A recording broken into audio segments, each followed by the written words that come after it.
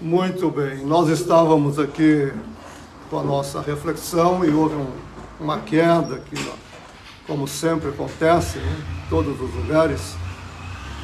E nós vamos retomar o nosso raciocínio para que continuemos falando a respeito deste tema que nós trouxemos para esta manhã.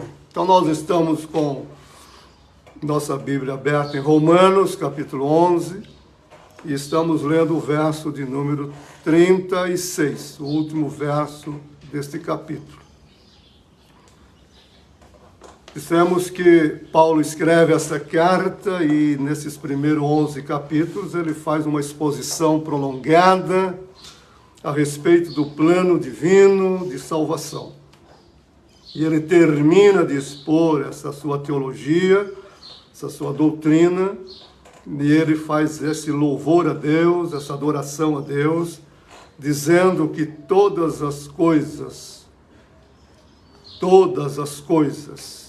vêm única e exclusivamente de Deus, todas as coisas são de Deus, por Deus e para Deus. Portanto, a Ele seja a glória para sempre. Amém. Então nós dizíamos que o universo, com todas as suas realidades, procedem de uma mesma fonte. Toda a criação procede de uma mesma causa. Então, se nós recuarmos no tempo, na existência, nós nos encontraremos todos em Deus. E a partir dessa realidade, nós vamos nos compreender como uma família. A criação toda, uma grande família de Deus, e todos nós, nesse primeiro sentido, somos irmãos, como São Francisco de Assis costumava dizer, né? Chamar o Sol, irmão Sol, a Lua, irmã Lua, e assim por diante. Então nós vamos nos compreendendo dentro de um contexto de família, um contexto de irmandade, um contexto fraternal. Então nós existimos dentro de um contexto familiar. E nós dizíamos ainda que isso tudo não é acaso, não é acidente, não é coincidência, uma feliz coincidência. Mas tudo isso foi pensado por Deus. Tudo isso foi planejado por Deus. Na raiz disso, na base disso tudo, essa grandeza divina. Então o próprio Deus pensa isso, e mais do que pensar isso, o próprio Deus ama isso. Então essa criação que Ele está planejando e que vai trazer à existência, ela vem abraçada pelo seu amor. Então a criação inteira, ela é abraçada, notem, abraçada pelo amor de Deus. O amor de Deus atravessa a criação inteira, permeia a criação inteira. O amor de Deus está na raiz de cada criatura. Portanto, não podemos jamais olhar com indiferença para qualquer criatura, seja ela qual for. Vou repetir isso que é muito importante. Nós não podemos olhar para nenhuma criatura com indiferença. Todas as criaturas estão postas no mundo pela vontade e pelo amor de Deus. Então temos que compreender na criatura, seja qual for essa criatura, primeiro, antes de tudo, Deus. A base é Deus, a sabedoria, o poder, a graça de Deus, o amor de Deus. Então nós nos encontramos em Deus uns nos outros. Nós nos encontramos em Deus nas nossas relações uns com os outros. Então é vivendo esse relacionamento com a natureza, com o ser humano, com o universo, enfim, é que nós nos encontramos em Deus. Então nós estamos em Deus, existindo nele, vivendo nele, nos movendo nele, nessa realidade maior que é a criação. Se não entendermos isto, nós nos tornamos individualistas, né? nós vamos nos separando daquilo que achamos que não é. Gostamos de estabelecer cercas, fronteiras, construímos barreiras entre nós e aquilo que achamos que não é. E nós vamos nos perdendo nessas considerações, essa grandeza, essa beleza, essa riqueza que é a causa da criatura na sua totalidade. Então, o cristão, começando no cristão, principalmente o cristão, isso deve ser muito claro, isso deve estar permeando e ganhando a sua consciência o tempo todo. O cristão jamais poderá olhar o mundo, olhar as coisas, olhar as pessoas com um olhar de indiferença e muito menos de ódio. Às vezes a gente ouve cristão odiando até o outro ser humano, não só as situações da criação. Então, a criação, ela é abraçada pelo amor de Deus, ela é mantida pelo amor de Deus, e ela cumprirá, ela está cumprindo e cumprirá no final aquilo para que foi criada. Então, todas as criaturas, não existindo por elas mesmas, não existindo por acaso, não sendo essa coincidência, elas atenderão um propósito de ser, elas atenderão uma missão de ser. E tudo isso vai desaguar na mesma realidade que é Deus. Aí nós vamos entender quando João, por exemplo, no Apocalipse, vai dizer que Deus é o alfa e ômega. Tudo começa em Deus, tudo se mantém em Deus e tudo termina em Deus. Começa em Deus e acaba em Deus. Jesus Cristo, ele é o alfa e o ômega, o princípio e o fim, o primeiro e o último. Então nada pode acontecer fora dessa realidade. Notemos, nada existe fora dessa realidade. Alfa e ômega, princípio e fim, primeiro e último. Então, Deus está fora da criação e ao mesmo tempo abraçando essa criação. E é isso que vai despertando em nós o interesse pela criação, pela criatura na sua realidade.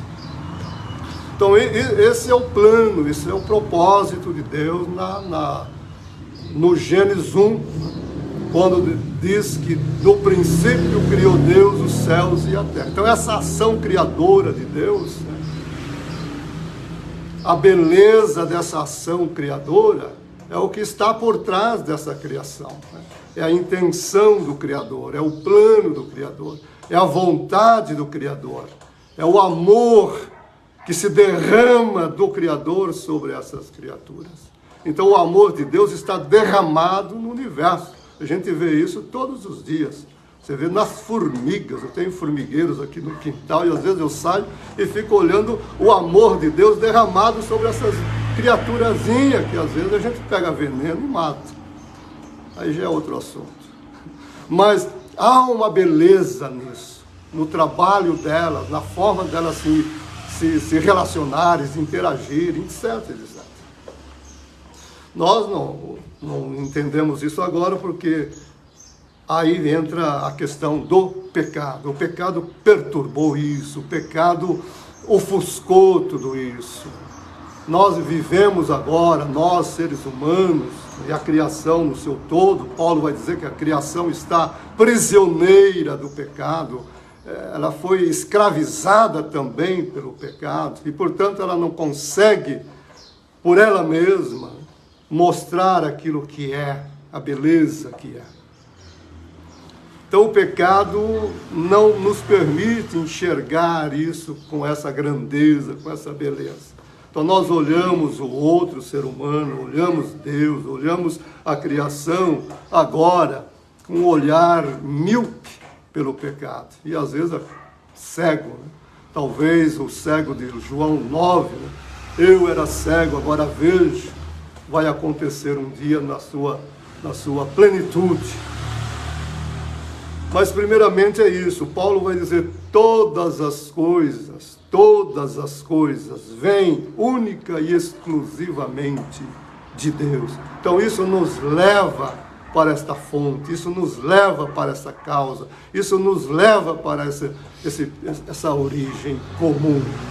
E é aí que nós temos que nos conhecer, é aí que nós temos que nos perceber na existência. Se não tivermos essa capacidade, né, essa boa vontade de olhar essa verdade, certamente a nossa interpretação de mundo, nossa visão de mundo, nossa interpretação das coisas serão muito aquém da realidade. Ficarão muito distante do que deveria ser. Então esse é um ponto importante que eu gostaria de deixar aqui para a gente refletir e depois ampliar isso aí você, onde você estiver. Nunca se esqueça disso. Causa única do universo, de todas as criaturas. Deus. Nele tudo existe, nele tudo se relaciona, nele tudo acontece. Por causa disso, as criaturas formam essa grande família de Deus. E toda essa criação se volta, se não agora na sua beleza maior, mas se voltará um dia para Deus. Bem, pensando ainda nisso, mas agora trazendo isso um pouco mais para nós, humanos, né? Deixando um pouco as pedras, os rios, as árvores, deixando os bichos, os animais, os brutos. Né? Vamos olhar um pouco mais para nós, humanos. Né? Quando Deus nos criou, qual foi a decisão e a escolha feita por Deus naquele momento que nós encontramos no Gênesis 1:26, que vai trazer a manifestação do que estava em Deus desde sempre. Façamos o homem à nossa imagem, conforme a nossa semelhança. E criou Deus, homem e mulher os criou, a sua imagem e semelhança os criou. Então Deus nos criou, Deus nos fez e Deus nos formou. Isso quer dizer que nós temos uma estrutura de ser. Note, nós humanos recebemos de Deus uma estrutura de ser diferente do cachorro, do gato, da águia, das pedras, das árvores, dos rios. Nós recebemos intencionalmente de Deus uma estrutura de ser que nos permite não só existir, não só viver, não só ter a nossa existência no cosmos, mas que nos permite responder a essa existência, primeiro, racionalmente, de maneira inteligente, de maneira consciente. Segundo, de maneira independente. E terceiro, de maneira livre.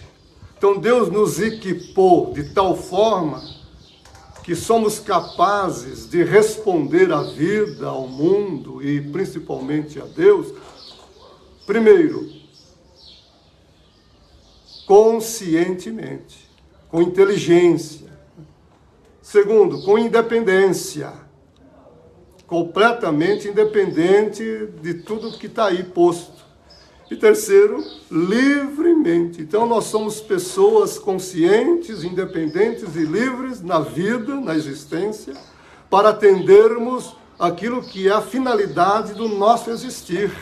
Porque nós não existimos como existem as coisas. Nós existimos para um fim muito mais elevado, muito mais glorioso do que as criaturas na sua realidade primeira. Então nós existimos para Deus.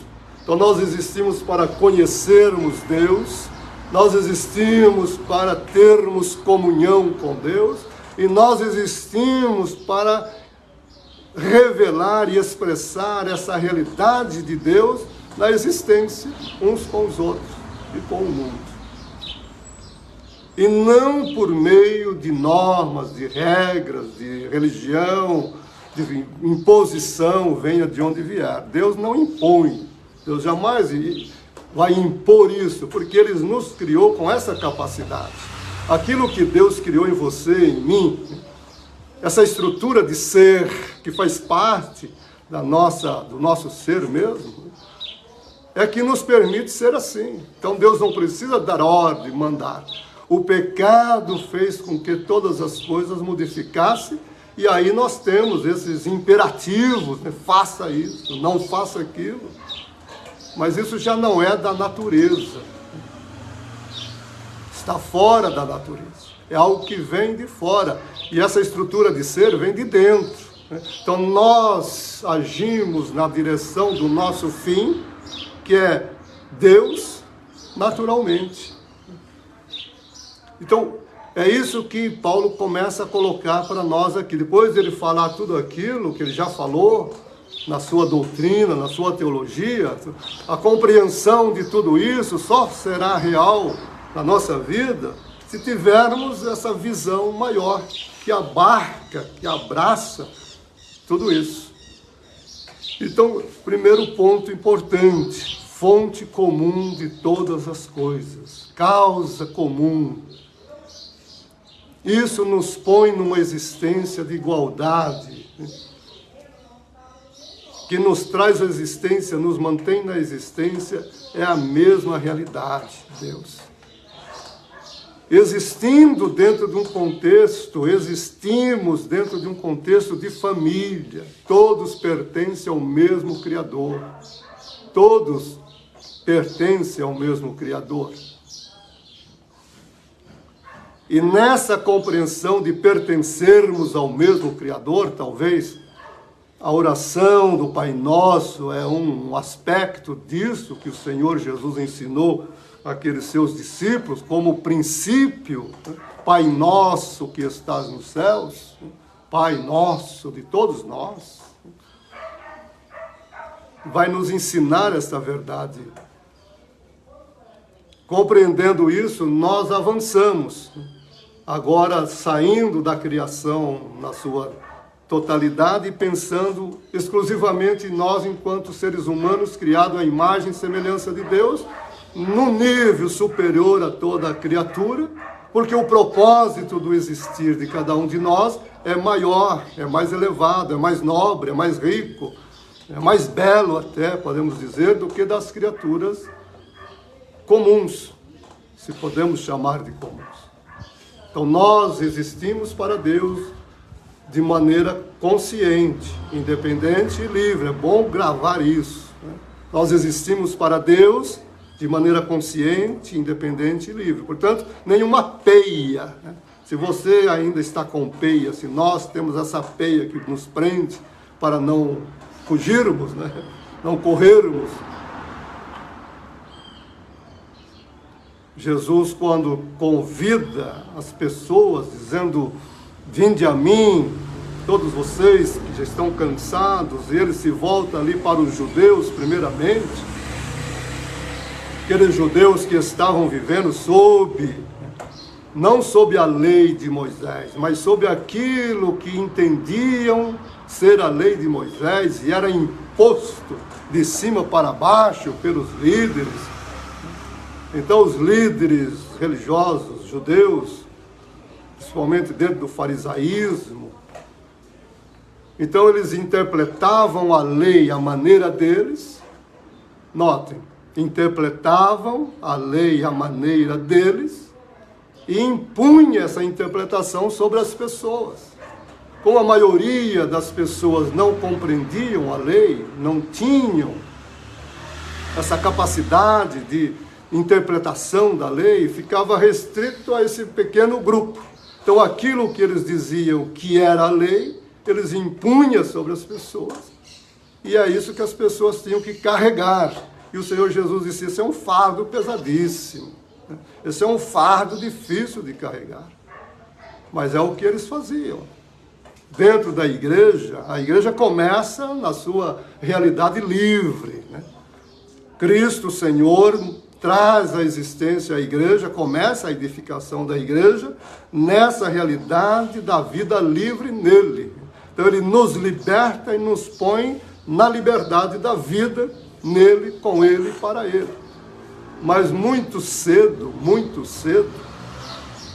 foi se formando grupos dominadores,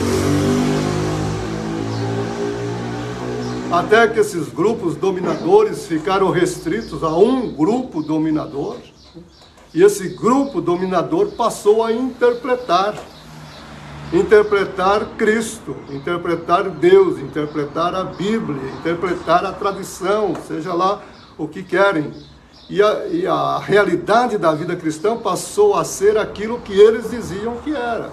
Então, novamente, a igreja, esses cristãos que saem do judaísmo, do fardo pesado do judaísmo, entram para a liberdade em Cristo, mas logo alguém começa a aprisionar esses cristãos dentro de uma estrutura de ordem, de disciplina, e de domínio e comando, que os cristãos ficam novamente aprisionados com um fardo pesadíssimo. E isso entra para a história do cristianismo e vem por mais de 1000 anos sendo assim. E a igreja, ela se vê,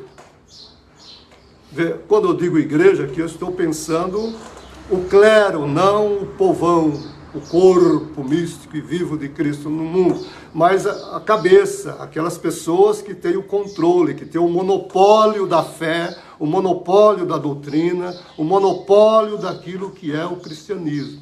Então, o que eles dizem é o que é. Fora do que eles dizem, não é. E se alguém disser que é excluído, é excomungado. E isso já foi muito longe, já mataram muito, milhões morreram por discordarem deles.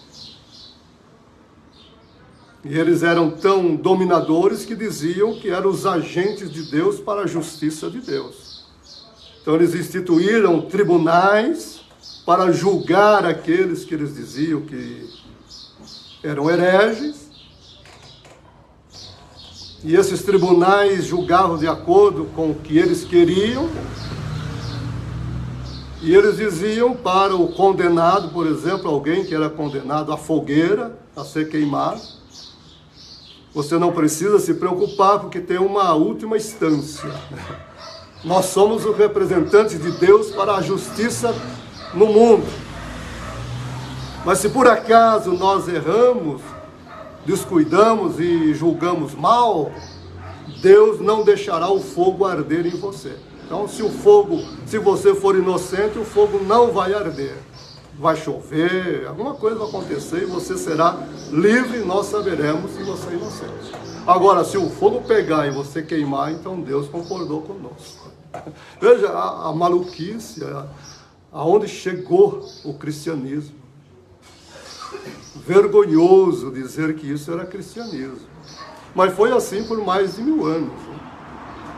Então, e novamente os cristãos passam a viver debaixo desse jugo. E na história nós temos a Reforma, que tenta resolver mais ou menos isso, e nós estamos hoje vivendo não apenas num centro de comando, mas em vários centros, porque a igreja, ela se divide em vários grupos, e cada grupo tem o seu líder, e é esse líder que decide o que é o que não é ali.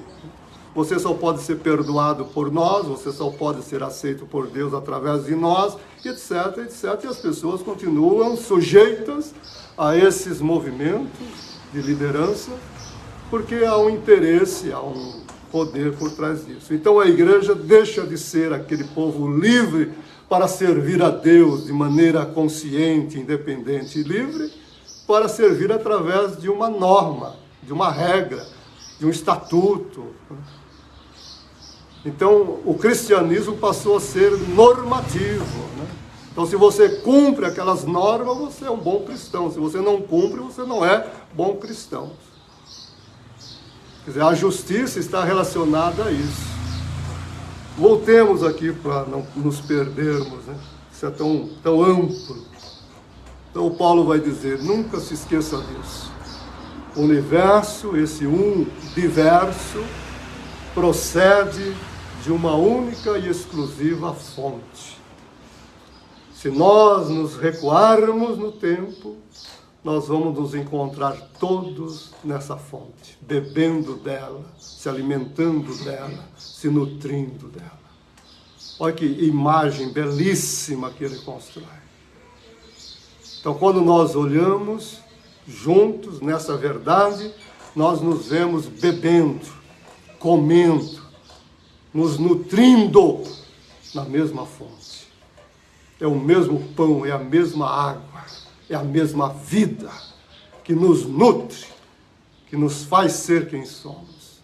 Então não pode haver diferença, não pode haver indiferença, não pode haver ódio, não pode haver mágoa, não pode haver essas coisas. É claro que estamos no caminho ainda, e o pecado é um componente perturbador disso. Segundo, nós temos que olhar para frente também, não só para trás, para sabermos a origem, a fonte, mas também olhar para frente, para onde estamos indo, para onde esse universo está sendo levado. Nós estamos sendo levados para esta mesma realidade. Então o nosso fim, o seu fim, o meu fim é um só. Nós vamos todos nos unir em Cristo. Nós vamos todos nos conformar em Cristo, com Cristo em Deus. Então o nosso destino, o nosso pré-destino, se você quiser, a nossa predestinação, é nos conformarmos em Cristo, com Cristo em Deus, para sermos um só no Senhor. Como o próprio Senhor Jesus disse, um só rebanho, um só pastor. Deus tudo em todos. Então isso tudo é planejado, é pensado, não é acaso, não é uma invenção religiosa, não é uma invenção teológica, que na verdade cada teólogo é uma teologia, cada filósofo é uma filosofia. Cada teólogo é uma teologia. Então, se você for olhar para este teólogo, ele tem uma teologia própria. Ora, você lê o outro, ele já tem uma outra teologia. Então, quais teologias?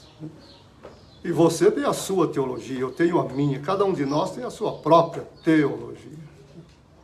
O que nos une é um fator só, Jesus Cristo. Então, quando nós olhamos para Cristo, é que nós nos encontramos, é que nós nos conhecemos, é que nós passamos a viver. Então, para fecharmos aqui nossa breve reflexão, Paulo diz todas as coisas. Note, todas.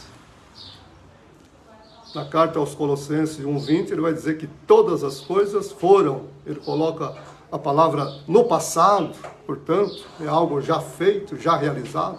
Todas as coisas foram reconciliadas com Deus por meio de Cristo, do seu sangue derramado na cruz. As coisas do céu, as coisas da terra. Então, todas as coisas. Se você excluir uma, você já excluiu, você já quebrou a beleza da criação. Então, se nós tirarmos sequer uma das criaturas desse contexto, já enfeiamos a obra de Deus. Já pichamos a obra de Deus. Excluir alguém ou algo desse contexto é pichar, é enfeiar. Não é que pichar no sentido artístico, é enfeiar mesmo, é sujar. Então nunca tire do contexto da criação, qualquer que seja, para que você não enfeie e não perturbe a criação de Deus. Veja a criação na sua totalidade e na sua causa primeira e na sua causa última, veja o mesmo ser que é Deus. Então, todas as coisas, única e exclusivamente de Deus. E aí Paulo termina dizendo, todas elas são de Deus, todas elas pertencem a Deus, todas elas são propriedades de Deus. Aquilo que você vê pertence. Deixa eu dizer isso porque é muito importante. Aquilo que você vê, a pessoa para quem você olha, essa pessoa pertence a alguém, não pertence a você, não pertence a um sistema, não pertence a nada aqui. Ela pertence à sua causa, que é Deus. Então, uma árvore pertence ao seu Criador, um rio pertence ao seu Criador. Uma montanha, ela pode ter minérios, ferro, cobre, ouro, mas ela pertence ao seu Criador. Então não pode ser estragada, não pode ser perturbada. Então aquilo que pertence a Deus, né, e aquilo que Deus nos dá como providência para a existência, compreender e discernir essas coisas, não é o caso dos progressistas que querem mudar o mundo e construir um mundo perfeito a partir de si mesmo. Não é isso. O mundo só será construído nessa perfeição a partir do seu Criador. É Ele que fará isso. Então, entendido isso, Paulo vai dizer, tudo pertence, tem o dono, é dele. Tudo é por Ele, é por meio dele. Se você está vivo, se eu estou vivo, se as coisas estão diante de nós, é porque existe toda uma ação de Deus. E ele termina dizendo, e tudo é para Ele. Aqui, para Ele no sentido de cumprir a função para a qual Ele criou. Então, são 4 princípios importantes que você e eu devemos guardar aqui. Todas as coisas procedem de Deus, causa única, fonte única. Todas as coisas existem em Deus. Todas elas se alimentam de Deus, todas elas se nutrem de Deus, toda ela está em Deus. Todas as coisas existem por Deus, todas elas estão sendo governadas, administradas, levadas para o fim que foi planejado por Deus. E todas elas existem para Deus, todas elas no final estarão unidas em Deus, em Cristo. Então essas questões nos norteiam na vida. Que Deus possa nos iluminar ainda mais nesse nosso tempo de pecaminosos que estamos vivendo, e o pecado perturba nossa mente, nossa lucidez espiritual ainda é muito fraca, é uma luz muito pequena ainda, e às vezes nós achamos que estamos enxergando muito bem, não estamos. Estamos apenas projetando aquilo que é nosso, de cultura, de pensamento, de conhecimento, achando que é Deus ou de Deus. Então, que Deus te ajude, te abençoe em nome de Jesus e a todos nós aqui. Amém e amém.